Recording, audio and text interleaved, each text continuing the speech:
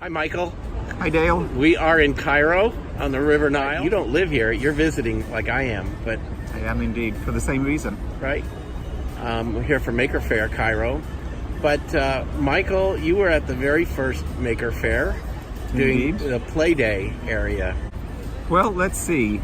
We started off, I remember you approached me and you asked me if we could teach, if I could put together a workshop or a class for electronics for artists.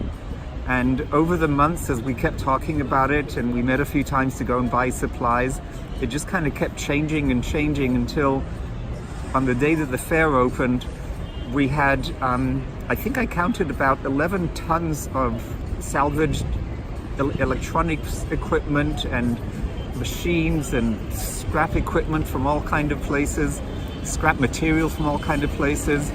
And we were in a giant hall, and the hall had picnic benches along in the hall.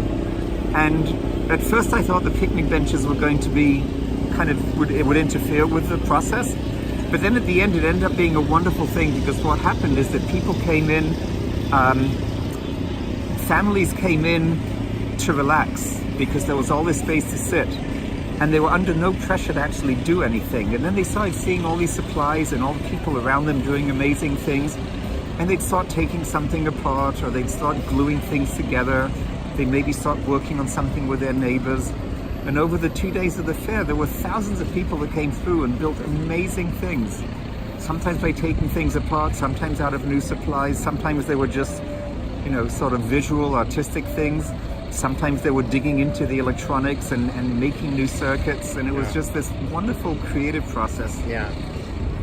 Good times, It good times. captured something of the open-ended nature of making. I really appreciated literally do still talk about it and think about it, because it was, thank you. I just remember tinkering with stuff from a very young age. Now they turn on the generator. Yeah. Look at that woman behind you rowing a boat to shore.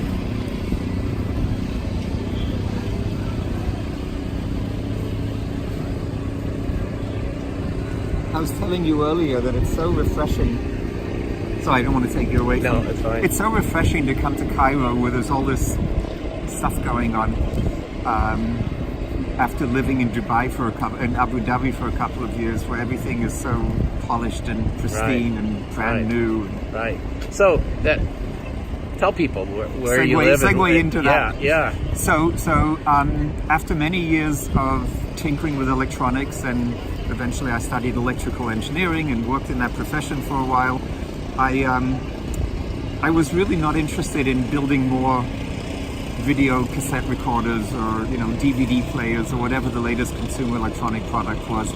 And I started working with artists who were working with technology, survival research labs. From I think 95 was my first show with them. And I discovered, first of all, that technology had a use in the creative fields. And I also discovered that I really enjoyed showing people how to work with that stuff. So over the years, I slowly kind of migrated myself out of the electrical engineering work and into teaching. And a couple of years ago, I got a position with New York University in Abu Dhabi. So I moved to Abu Dhabi, and I've been teaching there for a couple of years now, doing the same kind of things that I was doing all the way back, except now with different electronics, but teaching kids how to build all kind of weird contraptions and crazy machines, and hopefully trying to encourage them to be creative, not to be too proscribed, not to think so much about products and scalability and how much they're going to sell their startup for. Fortunately, none of my classes kind of relate to that kind of stuff, so I don't really have to say it explicitly. But really to think creatively about what looks interesting, what's whimsical, what's fascinating, what amazes people, or what attracts their attention, and not so much about, how can I sell it? So you're a professor there. I am a professor, associate professor. Technically, I'm not a full professor. But that's pretty amazing, right? You were saying earlier that you don't have a graduate degree, do you? I don't. No, they hired me on the basis of my years of experience, and I mean that included my professional engineering career, but I think it also included. Food comes. The soup's All right. getting So, cold. what are your observations on sort of living in Abu Dhabi and working primarily with Arab students? Well, no, actually, most of our students are not Arabs. Really? It's a very international university. So we have students from the Americas, from Europe, from Asia, and yes, Arab countries as well, but not exclusively, and not even the majority, I think. Right. Yeah.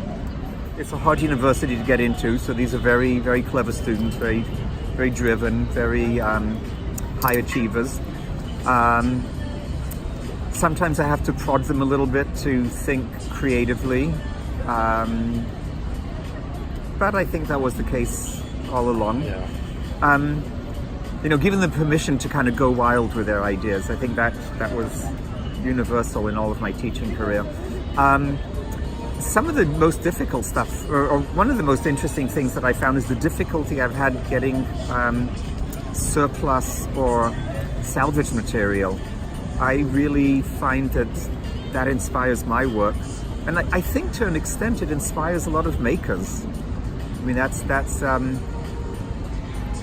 I don't know. We were talking about this earlier. I think that a lot of making comes from a place of necessity, trying to either fix something that's broken or make do with a part that isn't quite the right part, and then trying to figure out how are you going to make it work.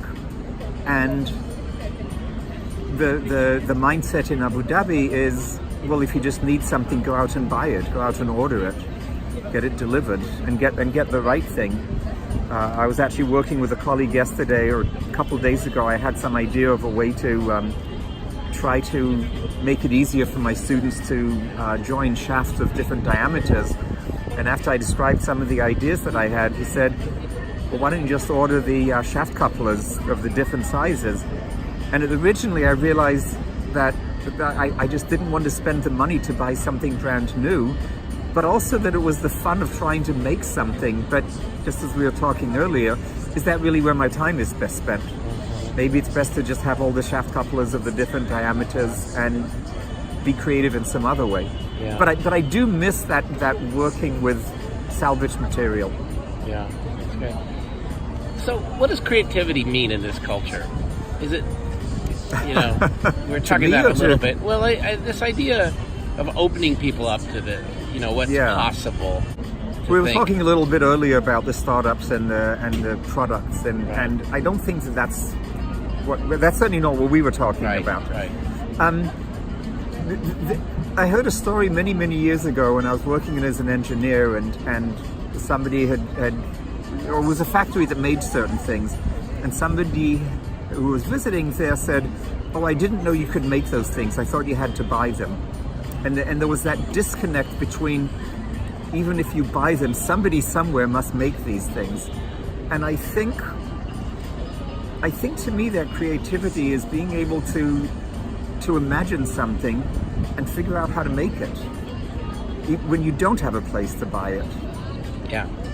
And it doesn't exist. And it doesn't exist, exactly. Yeah. Well, let's leave it on that, but great. We'll continue having our dinner here, but